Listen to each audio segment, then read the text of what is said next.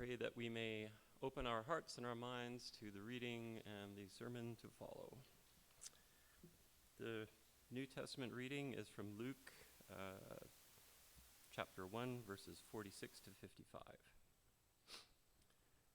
My soul glorifies the Lord, and my spirit rejoices in God my Savior, for he has been mindful of the humble state of his servant. From now on, all generations will call me blessed, for the Mighty One has done great things for me. Holy is his name. His mercy extends to those who fear him from generation to generation. He has performed mighty deeds with his arm. He has scattered those who are proud in their inmost thoughts. He has brought down rulers from their thrones, but has lifted up the humble. He has filled the hungry with good things, but has sent the rich away empty. He has helped his servant Israel, remembering to be merciful to Abraham and his descendants forever, just as he promised our ancestors.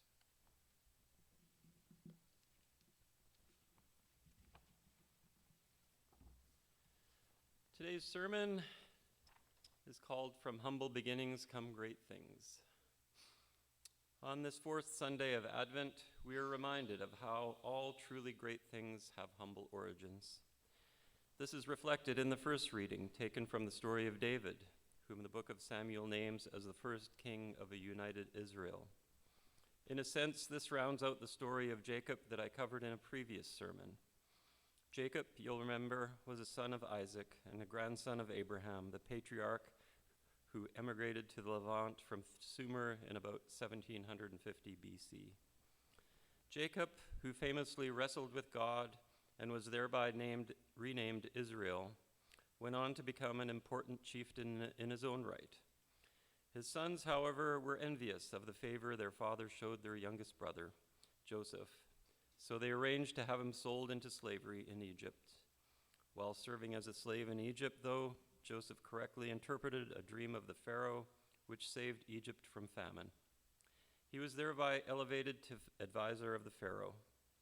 When famine struck the area that is now Israel, Joseph magnanimously invited his brothers to come live with him in Egypt. These events likely happened sometime in the 17th century BC. Eventually, though, after several generations of living in Egypt, the Jews became enslaved by the Pharaoh to work on his building projects. They remained that way until they were freed by Moses, who led them to the Promised Land. This likely happened sometime between the 15th and 11th centuries BC. That brings us to the story of David, who likely lived sometime during the late 11th and early 10th century BC. By the way, all of these figures, Abraham, Isaac, Jacob/Israel, Joseph, Moses, and David, are considered somewhat mythic figures whose reality is hotly debated.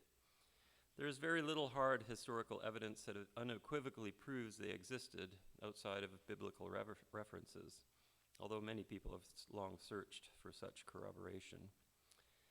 In talking about the historical reality or not of these great Jewish patriarchs, I'm reminded of a quip Samuel Clemens once made on the scholarly debates that were occurring during his time over the identity of Homer, the great Greek poet who supposedly wrote the Iliad and the Odyssey. Scholars were then having heated discussions as to whether or not Homer actually existed, or whether he was simply a later invention by poets and historians. Mr. Clemens, whom we know better by the name of Mark Twain, remarked, with his typically scintillating wit, that indeed the Iliad and the Odyssey were not written by Homer, but rather by a different poet of the same name. The serious point underlining Mark Twain's witticism/criticism is that whether there actually was a poet named Homer or not, there was undoubtedly a poet, by whatever name we wish to give him, that composed the poetic masterpieces we know as the Iliad and the Odyssey. In the same way, I think we can say that whether or not there were actual historical figures who went by the name of Abraham, Isaac, Jacob, Israel, Joseph, Moses, or David, and who were said to have performed the deeds described in the Old Testament of the Bible, there were certainly men who did perform those roles by whatever name we choose to give them. Some person or group of people emigrated from Ur in Sumer to found the people that eventually became the Israelites. Some patriarchs sired the sons who founded the 12 tribes of Israel. Some leader led the Israelites to Egypt to escape famine. They were enslaved and delivered from bondage and found their way back to Israel, whether by Moses or another leader with that name. And the same applies to David. Whether or not he existed, someone united the two major Jewish kingdoms and established Jerusalem as the eternal capital of a united Israel. The obscurity of major historical figures is often the way with great people. Those who become truly great usually start out in relative obscurity, and it's only after they've achieved their greatness that people begin to inquire into their roots. Often these origin stories are pure fiction, fabricated for the sole purpose of showing how this great person was somehow destined or divinely ordained for success from the very beginning. In truth, the early years of truly great people are also usually defined in terms of significant struggle and hardship, for that is what forges their greatness. As a consequence, the early beginnings of great people are often highly obscure, for nobody thought to record them at the time, as there were then no indications that the person would become as great as they eventually did. All truly great things have their origin in obscurity. That is their nature. A great thing that gives rise to another great thing is not so great as something small that becomes great. Generally speaking, great things that beget great things merely mean just more of the same. History continues to move in the same direction, albeit with greater force or speed, but with little change in its direction or essential nature. I'm thinking here, for example, of the great Roman emperors, who might have managed to expand their empire or even bring reforms to it, but who didn't really change things overall. More significantly, they were unable to overcome the entropy that inevitably plagues all great things. The Roman Empire, like so many empires before it and after it, inevitably collapsed, leaving chaos in its wake. Small things that become great, on the other hand, usually lead to great changes in historical direction with lasting consequences. Such is the story of David, who began life as an obscure shepherd boy near the remote village of Bethlehem in an area now called the West Bank. After being selected by King Saul to battle the giant warrior Goliath, he managed to kill him against all odds with a slingshot. David was thrust into instant fame. So much did his renown grow, in fact, that Saul began to deeply distrust him, came to consider him a rival to his throne, and tried to have him killed, despite the fact that David demonstrated his loyalty to the king on numerous occasions. After Saul was killed in a battle with the Philistines, though, along with 3 of his sons, David was acclaimed as the new king of Judah. Soon after, he conquered the northern kingdom of Israel, thereby becoming the first king of a united Israel. He then went on to conquer Jerusalem, which had previously been held by the Jebusites, a Canaanite tribe, and made it the permanent capital of the newly created state of Greater Israel. It is at this point that our reading from 2 Samuel occurs. David has just finished conquering Jerusalem and has made it his new capital. He then builds himself a house constructed of cedar, which was a big change for the Israelites, who previously lived as nomads in tents.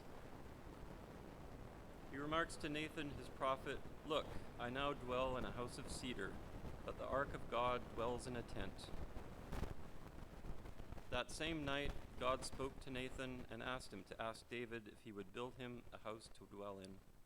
As God says, "I have not dwelt in a house since the day I brought up the people of Israel from Egypt to this day, but I have been moving about in a tent for a dwelling." God is here referring to the Ark of the Covenant, which contained the stone tablets upon which he carved the 10 Commandments, and that Moses brought down from the mountain in Sinai, where the Israelites wandered for 40 years in search of the promised land. Rather than demanding that David build him a house of cedar in which to dwell, though, God instead promises Nathan that he will appoint a place for my people Israel and will plant them that they may dwell on their own place and be disturbed no more, and violent men shall afflict them no more. He goes on to say that he will make David a house that will stand forever, and that after he dies, his son Solomon will build God a house of cedar in which to dwell more permanently. This house would become the first temple of Jerusalem, and it would stand until 586 BC, when Israel was conquered by King Nebuchadnezzar of Babylon, and the temple was destroyed. It is clear that when God tells David that he will build him a house that will last forever, he is not talking about a physical building. He is referring instead to the household of the Jewish people, the nation of Israel, bound together by their faith in God and adherence to his commandments. It would take the Israelites a while to fully understand the nature of this promise, though. Not until after the first temple was destroyed and they were exiled in Babylon did they come to embrace the idea that their faith was not dependent on being housed in a physical temple, but rather upon a spiritual commitment to uphold the tenets of their faith. That brings us to our second reading from Luke. In it, Mary gives thanks for being made pregnant by God with a son whom he promises will be great and will be called the Son of the Most High, and the Lord God will give him the throne of his father David, and he will reign over the house of Jacob forever, and of his kingdom there will be no end. At this point, I think it's fair to ask, is Mary for real? She's supposedly a virgin, not even yet wed, and she's become pregnant. In the society of her day, that would be a stoning offense. So we have to ask ourselves, was there actually an historical person named Mary, a virgin who was visited by the angel Gabriel, who told her she would be made pregnant by God and would conceive a son of the Most High, who would rule a kingdom with no end? I think it's fair to say that even if there was not a woman named Mary who experienced all these things, that there was another woman named Mary who conceived a child and was eternally grateful for that fact, for she felt in the unborn son growing in her womb the infinite potential that all mothers hope and pray for their children. The fact that Jesus ultimately fulfilled this potential should not be grounds for dismissing the reality of his mother's expectation of this promise. Jesus did eventually assume the throne of his ancestor David, although not in the manner most people were hoping. Rather than becoming a king of an earthly kingdom and vanquishing the Romans on behalf of the Jewish nation, Jesus instead strove to become the king of a spiritual kingdom that was to be brought down from heaven to earth. 34 years ago to this day, in 1989, I had the unique privilege of visiting Allison's family for the first time at what was then their home in Toronto. At the time, her mother, Ruth, was the minister for Rosedale Presbyterian Church, indisputably the wealthiest church in Canada. We attended the Christmas Eve service there that year, where Ruth gave the single best sermon I have ever heard. It was, of course, centered on the birth of Jesus. But rather than simply reciting the story I'd heard 1,000 times, she drew her extensive scholarly knowledge to paint a picture of the circumstances of that remarkable birth. At this point, I'd like to maybe take a bit of a digression and just talk about visiting Allison's family for the first time. It was quite a baptism by fire, I have to say. I'm a redneck. Ali's family is all Montreal Anglo liberals. Yeah, they're like way off in Pinko land, and you know, 5 children, all still living at home except for Allison. Their significant others. I think the Duke, the dog, was the pit bull. My little dog Zen came along with, and Allison's father, with his vast record collection, playing Handel's Messiah, full cranked, full blast on his magnificent stereo. It was all a little overwhelming, I have to say. But you know, that was the beginning of a very long relationship that Allison and I have had now, and obscure origins, but I think we've grown into our own. I also wanted to point out that that time was a special time in another way.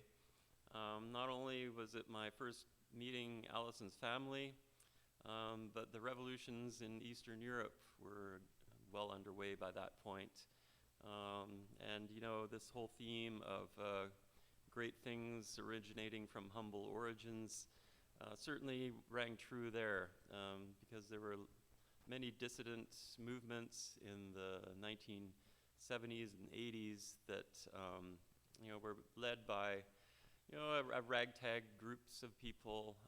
In Russia, there was Alexander Solzhenitsyn, but in Czechoslovakia, which I was particularly interested in, there was Václav Havel and the Charter 77 group, who, interesting side note, at the beginning of the semester in, autumn semester in 1989, I was working towards a honored certificate in political science and philosophy, and so I had to take a course, Socialist Thought, which kind of wasn't a course that I would normally have taken, but I took it, and at that time, Václav Havel was a well-known dissident, and I really gravitated, because he was on the reading list for this course, and I really gravitated toward that. And when the course started, he was a leading dissident in Czechoslovakia.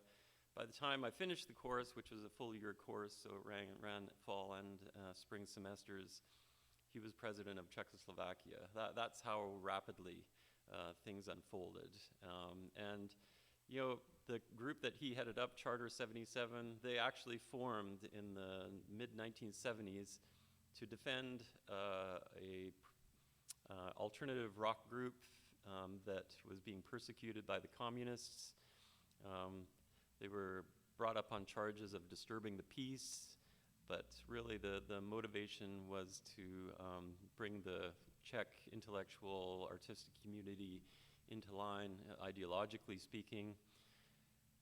Nobody predicted that this would eventually lead to the collapse of communism. Luckily, we're in an era where these things are recorded, and we can kind of trace out that process. But it still amazes me even to this day that a small group of people with a large degree of commitment were able to bring about such long-lasting and significant change. Returning to our readings, Mary and Joseph had traveled from Nazareth in the northern part of Israel, where they lived and worked in their hometown, Bethlehem, just south of Jerusalem, in order to register for the government census that had been ordered by King Herod. It was an arduous journey of about 100 miles over rugged terrain, with a very heavily pregnant Mary riding a donkey. Upon arriving in Bethlehem, they found all the inns full, not surprising, given that many other people were also traveling at that time to fulfill the mandatory requirements of the government-ordered census. One of the innkeepers, though, seeing Mary's state, offered the young couple the opportunity to shelter themselves in the manger. The mangers of the inns in ancient Israel, I learned from Ruth's sermon, were not stables located apart from the inn itself. Rather, the inn was usually built on the upper floors above the manger. That way, the warmth of the animals would seep up from the main floor to the rooms above, keeping the guests warm on the cold nights.